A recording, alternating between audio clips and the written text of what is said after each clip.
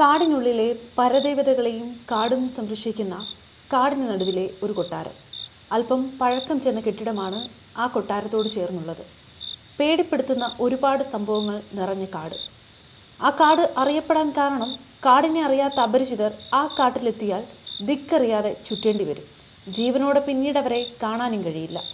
ചുറ്റും വൻമതിലുകളാൽ ബന്ധിക്കപ്പെട്ട ഒരു കൊട്ടാരം അതിനോട് ചേർന്നുണ്ടെന്ന് അധികം ആർക്കും അറിയുകയുമില്ല. ദേവതകൾ കുടിയിരിക്കുന്ന കാവുകൾ ആ കാട്ടിനുള്ളിലുണ്ട്. കാവിനുള്ളിൽ വിളക്ക് വെക്കുവാൻ തമ്പുരാട്ടിക്കൊപ്പം പോയവർ കണ്ട കാഴ്ചയാണ്. കാടിനെ ചുറ്റിപ്പറ്റിയുള്ള കെട്ടുകഥകൾ നിരവധിയാണ്. കാടിനോട് ചേർന്നുള്ള പാതയോരം വഴി പകൽ നേരത്ത് പോലും ആളുകൾക്ക് പോകാൻ പേടിയാണ്.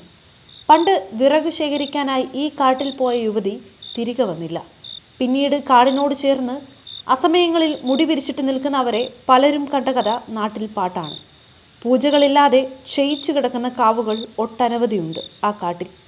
കാട്ടിലെ കൊട്ടാരത്തിലെ അനന്തരാവകാശിയായ രാജവർമ്മയുടെ മകൻ ആദി നാട്ടിലേക്ക് എത്തുന്നുണ്ടെന്ന വാർത്ത ആ നാടാകെ പരന്നു. ആദിയോടൊപ്പം അവൻ്റെ കൂട്ടുകാരുമുണ്ടായിരുന്നു.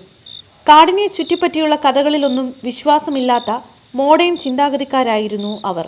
വരും വഴി കാറിന് മുന്നിലേക്ക് ഒരു പടുകൂറ്റൻ മരം വന്നു വീണത് അശകുനമാണെന്ന് പറഞ്ഞ കാര്യസ്ഥൻ രാഘവൻ നായരുടെ അഭിപ്രായത്തെ തമാശയായിട്ടാണ് അവർ കണ്ടത്. രാത്രി കൊട്ടാരത്തിലെത്തിയ ആദിയും കൂട്ടുകാരും പിറ്റേന്ന് രാവിലെ തന്നെ കാട് കാണാൻ ഇറങ്ങി. കാവിൽ വിളക്ക് വയ്ക്കുന്ന ചിത്രങ്ങളൊക്കെ തന്നെ ക്യാമറയിൽ പകർത്തി അവനും കൂട്ടുകാരും. അന്ന് രാത്രി അവൻ എല്ലാവരും ഉറങ്ങിയ ശേഷം താൻ ക്യാമറയിലെടുത്ത ചിത്രങ്ങളൊക്കെ അവൻ എടുത്തു വെച്ച് നോക്കി. എന്നാൽ വിളക്ക് വെച്ച കാവിൻ്റെ ഫോട്ടോസൊക്കെ വ്യക്തമായി കിട്ടുകയും ബാക്കിയുള്ള കാവിൻ്റെ ഫോട്ടോസ് ഇരുണ്ടുമാണ് കണ്ടത്. എന്നാൽ ഫോട്ടോസ് എടുക്കുന്ന സമയത്ത് വ്യക്തമായി കിട്ടിയതാണല്ലോ എന്നവൻ ഓർത്തു. അവൻ്റെ കണ്ണുകളിൽ ഭയം തോന്നി തുടങ്ങി. ഒരു സിഗരറ്റും എടുത്ത് അവൻ ബാൽക്കണിയിലേക്ക് പോയി. ദൂരെ നിന്നെവിടെയോ ചെന്നായ്ക്കളുടെ ഓരിയിടൽ കേട്ടു തുടങ്ങി.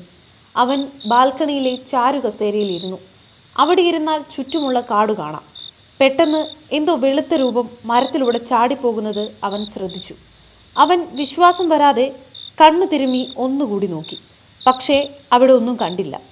പെട്ടെന്ന് കാവിൻ്റെ അടുത്തായി അതിസുന്ദരിയായ ഒരു പെണ്ണിനെ അവൻ കണ്ടു. അവൻ കസാരയിൽ നിന്ന് ചാടി എണീറ്റു.